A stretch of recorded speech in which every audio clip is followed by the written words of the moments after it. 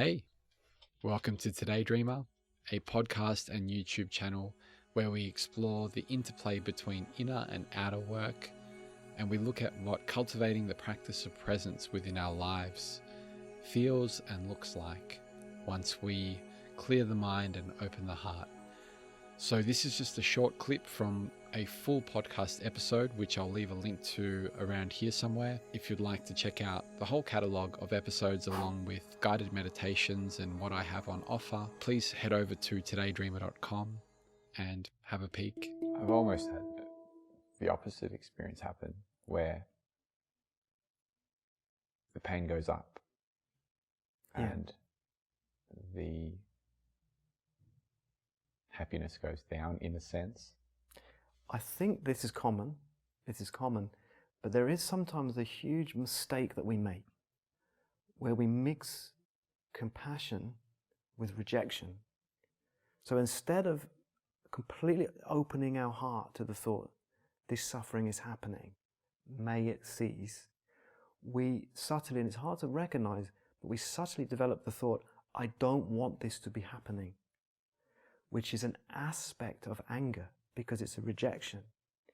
And for as long as we have even just an aspect of anger, we will crush ourselves emotionally. I think that may have happened, but it felt more like an acceptance of the feeling. And it was like almost too intense to hold the pain and the suffering of others.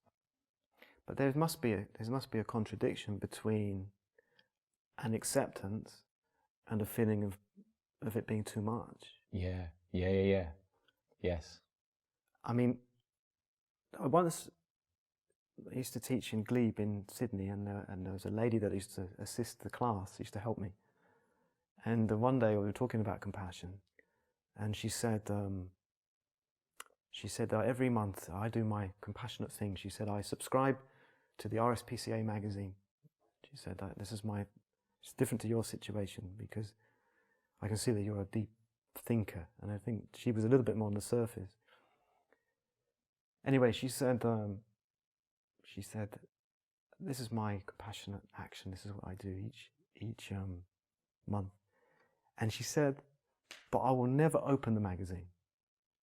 And I said, well, why would you not open it? We buy this magazine, why do you not open it? She said, because the suffering is too much for me.